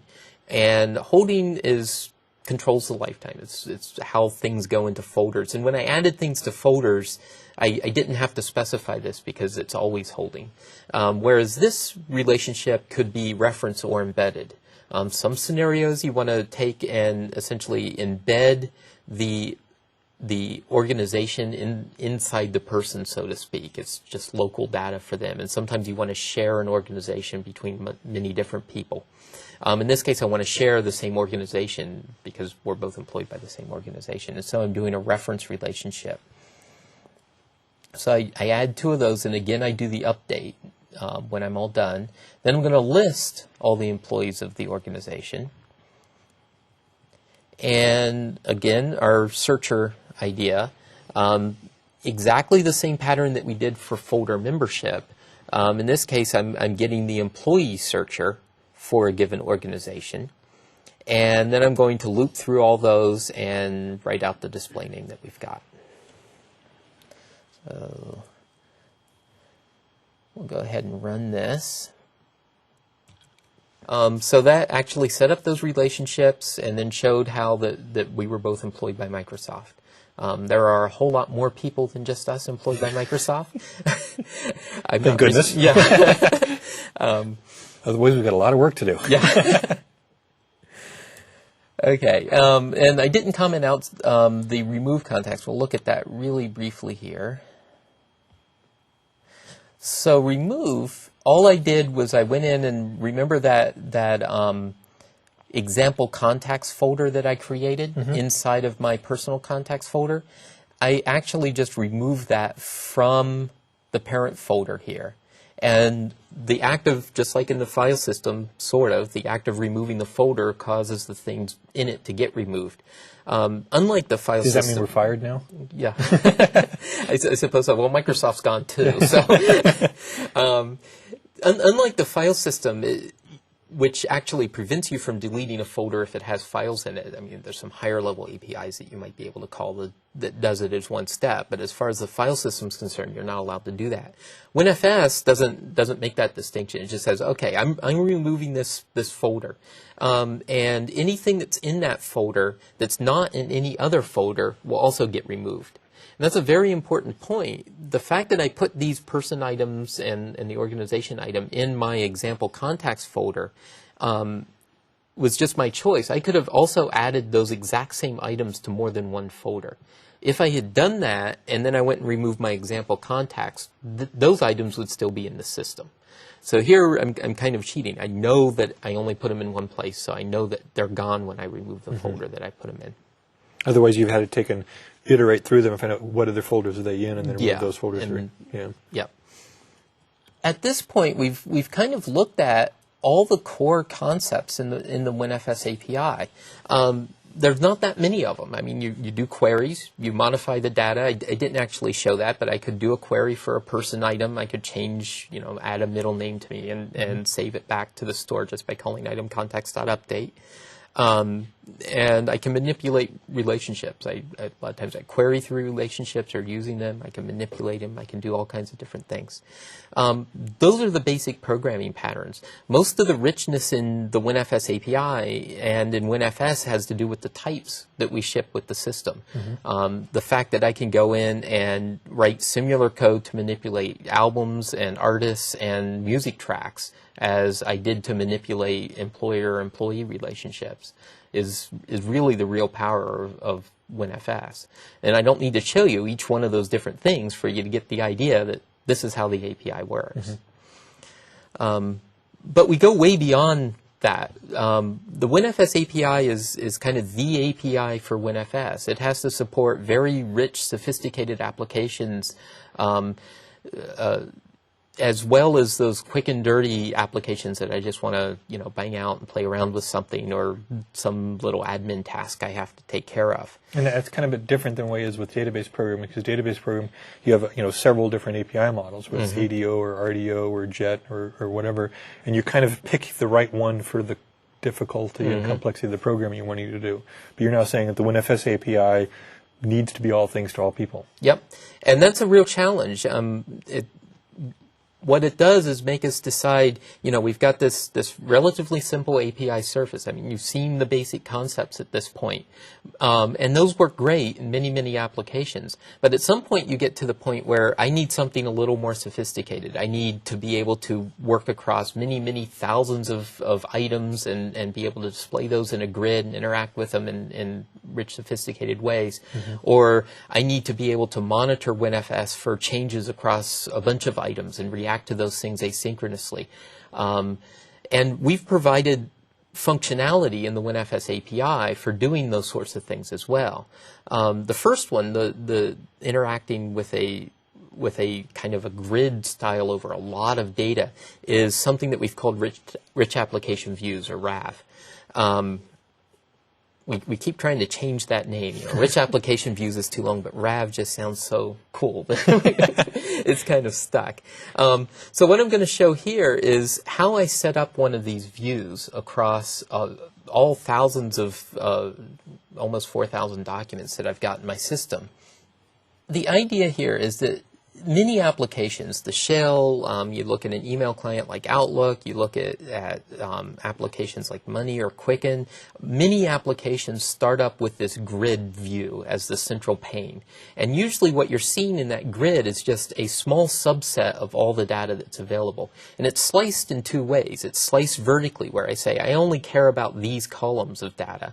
And it's also sliced horizontally in that I'm only looking at this particular page of the data.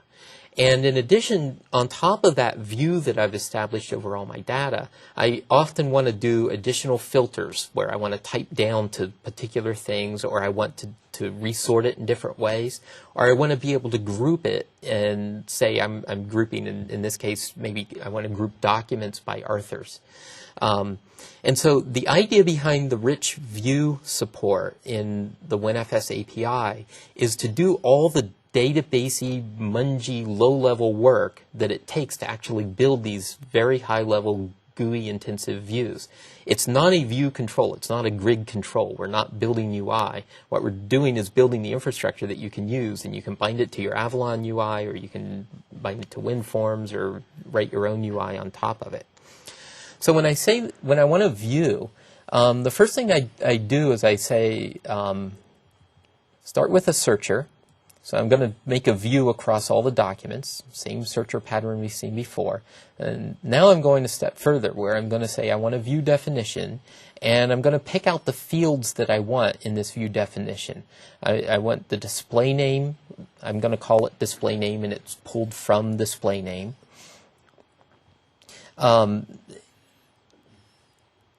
Author here, the author of a document is actually stored off in a relationship. This outgoing relationships collection is like those other ones, out, folder member relationships and stuff like this. But this one's a collection of all relationships owned by this item. I'm going to filter down all those relationships based on its type with this. And then I'm going to pull out the data in this relationship.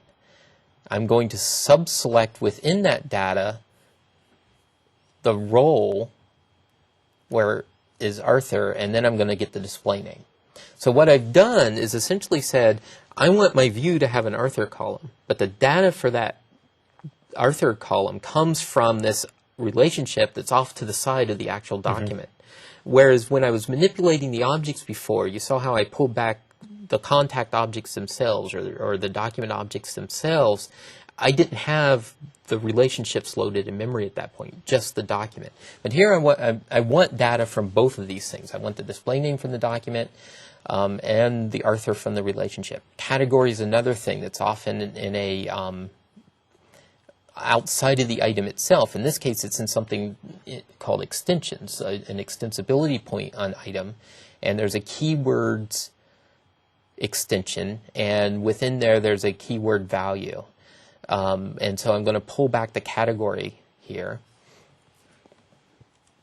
Now, right now in our views, we have to do this aggregation function around these.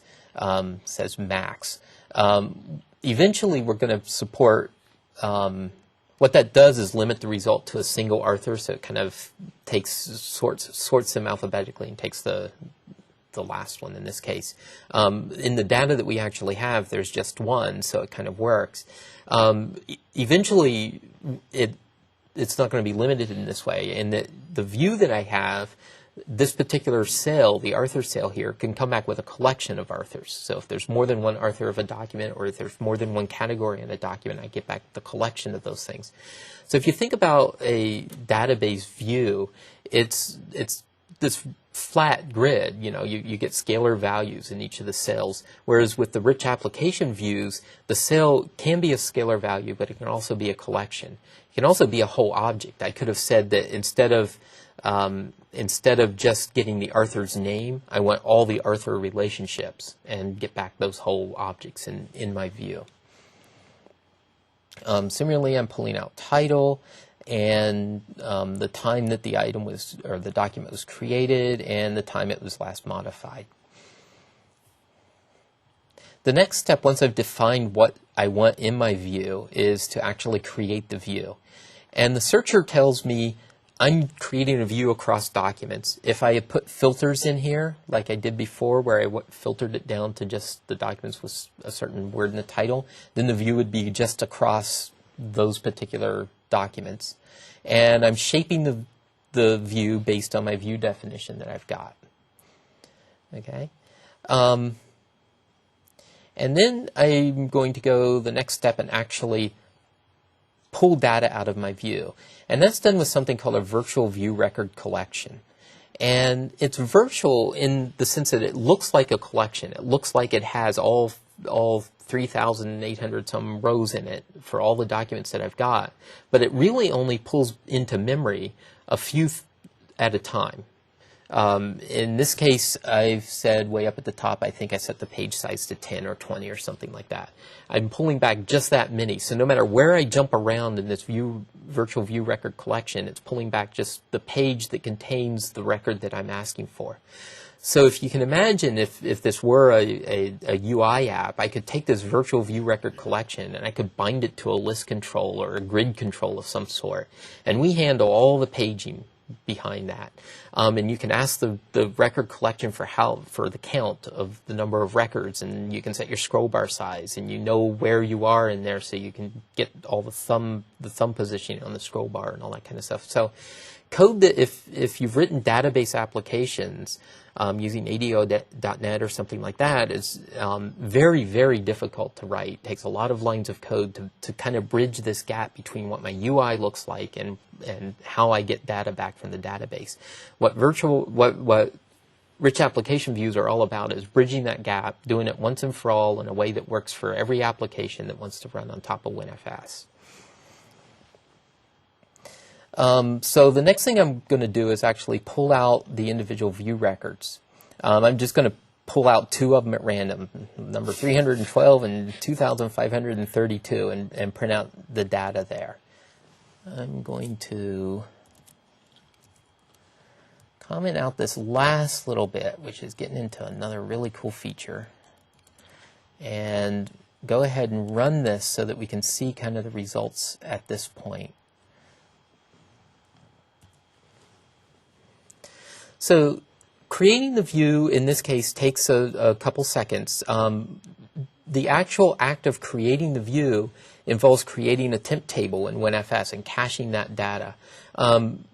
We're working on infrastructure that lets me create this view or get back the first page of view data very, very quickly while the view gets created in the background. And that gives you a very responsive feel to your application. So I created the view and I pulled out those two records from there. Pretty straightforward stuff. The next thing I want to do in here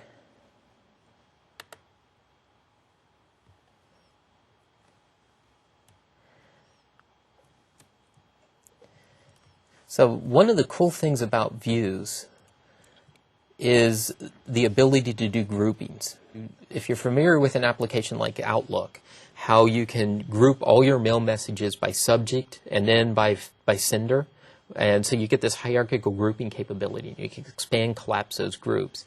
You can also think of it as just like a tree controller. You can expand, collapse things. So getting this big flat list of all the documents is interesting and powerful, but that's not usually how you want to see them. You want this grouping capability. You want to be able to group by author in one case and title in another case. So rich application views also support groupings. So I'm going to define a group here that's based on author, and I'm going to pull back an aggregated value. I'm going to count the number of documents under each author. And I've defined this as a group. I'm adding it to my view definition. And then I'm going to regroup my view. So at this point, I've already created the view. By the way, the fact that I created the view and created this temp table, that temp table went away when this application ended. These are transitory things. But when I run it again, I'll create the view again, pull out those two records, and then I'm going to regroup the view. I could have set the grouping up when I initially created the view, but what this is illustrating is that once I've paid that cost of setting up the initial view, the user can interact with my UI and change the grouping, change the sort orders, change all kinds of things about how they want to see the data. And you don't have to go back and recreate the entire view. We just remanipulate the data that we've already pulled out.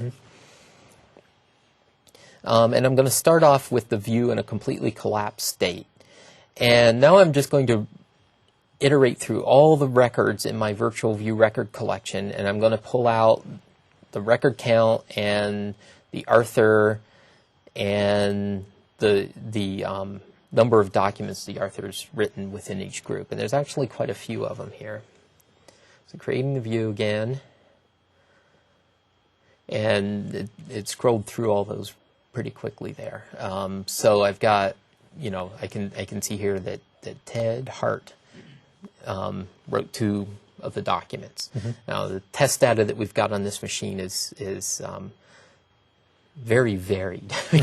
In order to get together 4,000 documents, we basically took maybe a couple hundred and copied them over and over and over again, some things like that. But so you get some interesting results sometimes. But that kind of illustrates how I go and I set up the view.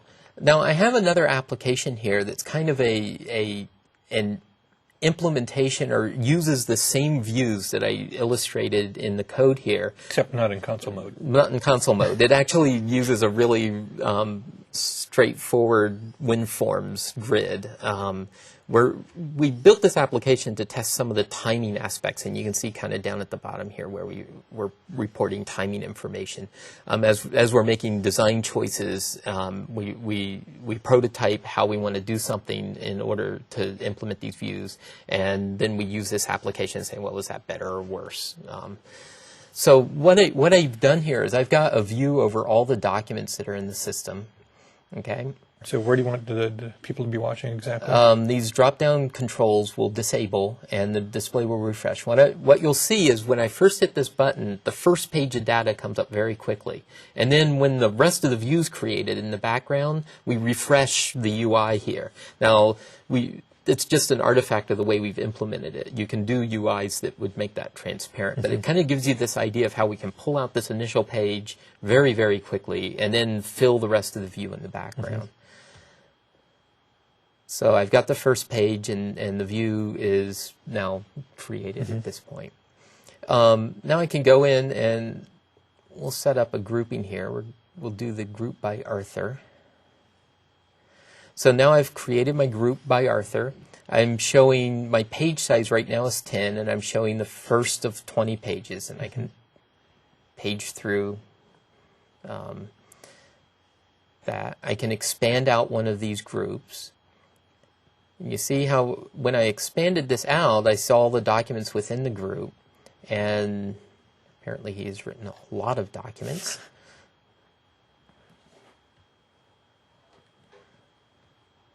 I don't know where his came to an end, but he wrote a lot of documents. Now there's only 4 for this person, so a much more reasonable number. And when you do this expand collapse, we're actually remembering. Let's see, I can expand this and go back up here and then go back down a page, and we've actually remembered this one's expanded out. Now, since the view remembers what's expanded and collapses, it adjusts the record count in that virtual view record collection. So again, I can take that whole collection, I can bind it to my UI, my scroll bar is exactly how I need it to be, it knows exactly how many things are in that collection, and then as they expand collapse, that count changes, my scroll bar stays up to date. It's actually really cool. And many hundreds of lines of code that anyone who's written sophisticated database applications, I'm sure has had to crank out on more than one occasion. So one of the other cool things that we've got on views is the ability to filter over the data that's in the view already. So I can set up my initial view, has all the documents in it, and then I want to be able to, in this case, I want to type a word that I want to find all the, in there. And what we do is as I type these characters, we're actually doing an additional query against the view that I've got and pulling out just the records that match that. In this case, I'm looking in a number of fields, in title and display name and a number of different fields, and you can choose which fields you want to look in. So you can see what I've done as I typed is I was querying against those 3,000 documents and narrowing it down progressively to just the documents that have cache in the title. And you can see as I do that, the set there changes. So I mean, this is pretty exciting because this shows an actual application that's using some of the features that you put into WinFS. Well, it may not be the killer application we were talking about earlier. Well, the shell's doing the same stuff. It just looks a whole lot nicer. But WinFS clearly, I think, has a lot of capabilities that application developers are going to need to use in order to really supply their users with information. Because, I mean, face it, disk drives now are getting in the gigabyte size range easily, whereas it used to be just a single floppy you had to deal with. And that means an awful lot of data that we're using constantly.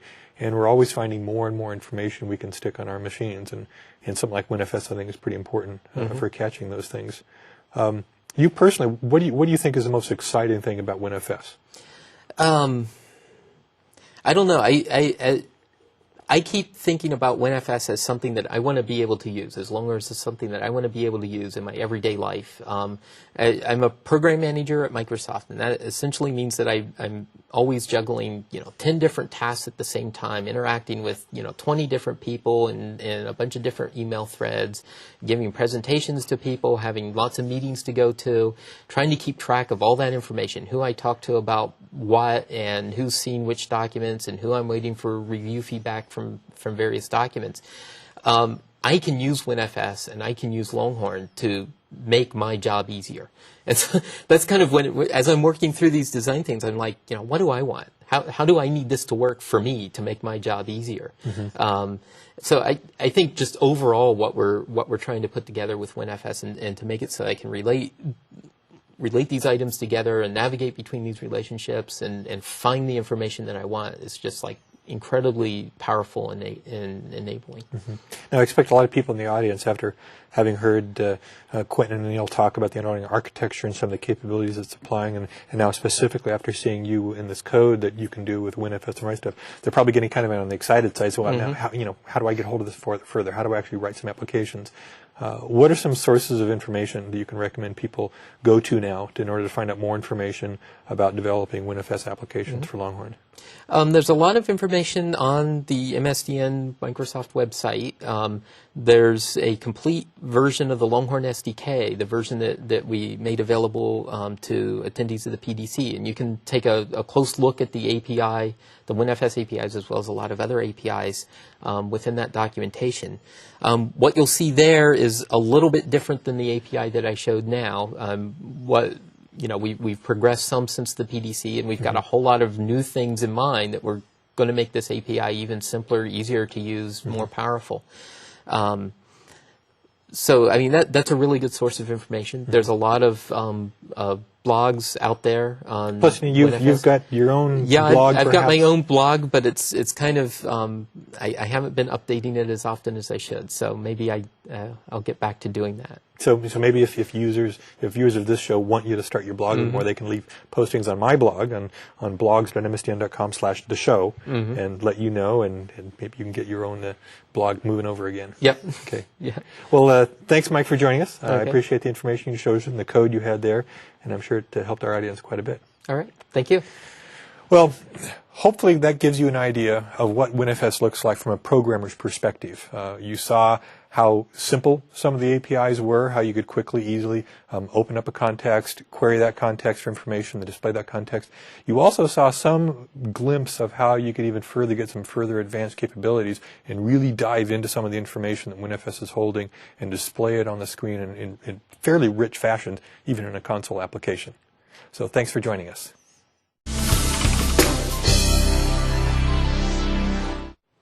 With me today is Jeremy Masner. He's a technical evangelist focusing on WinFS. Jeremy, welcome. Thanks for having me.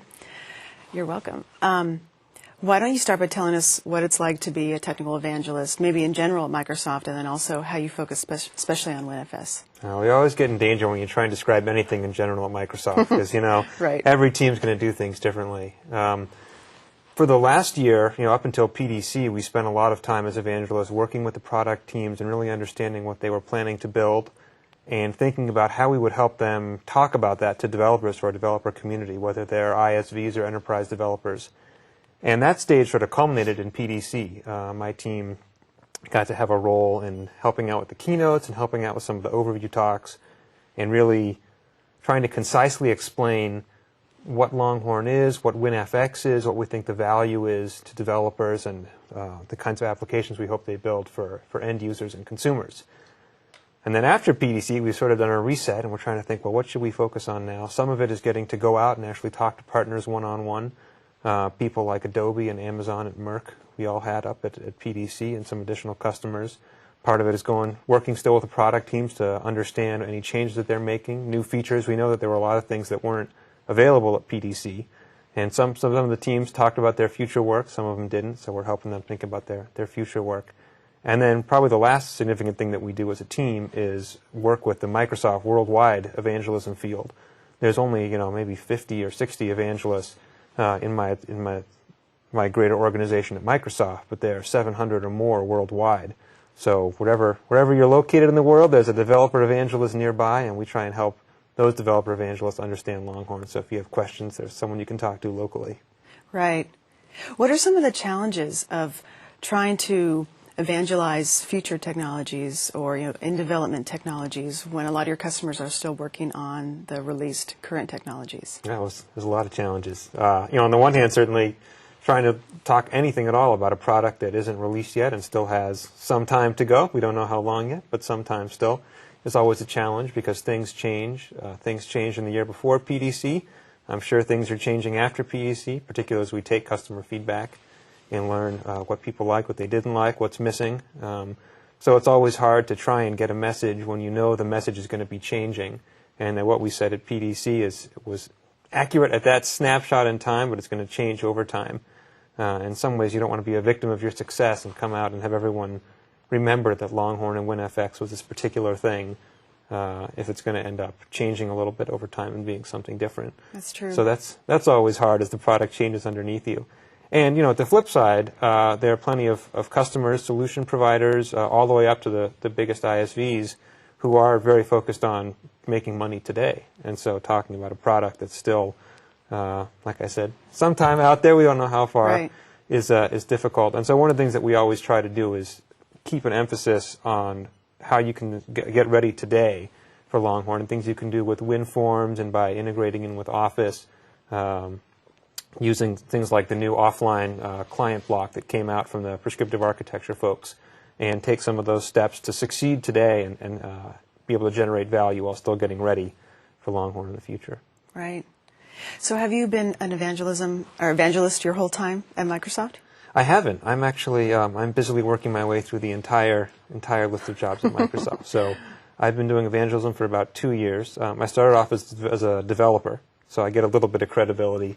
I spent 4 years working on all kinds of things. A little utility called Internet Connection Wizard, a utility called Connection Manager, some parts of Site Server, some parts of SharePoint Portal Server. And then I got to spend a year as a program manager on the SharePoint Portal Server team, which was nice to get to step a little bit away from code and more towards working with customers and seeing how they use the product.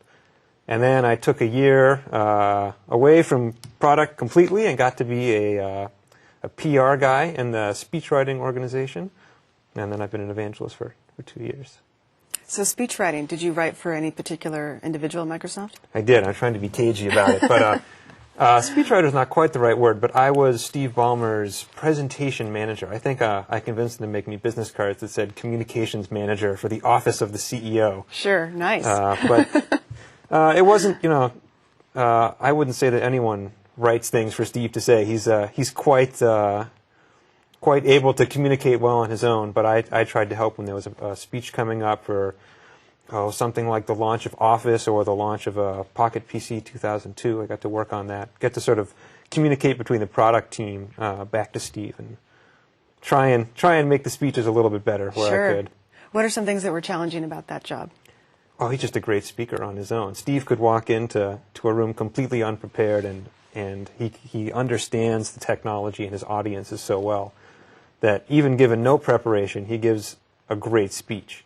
So the question is, how do what can you do as a speechwriter to take that already great speech and make it even better? Right. That was the toughest challenge. Fine-tune it.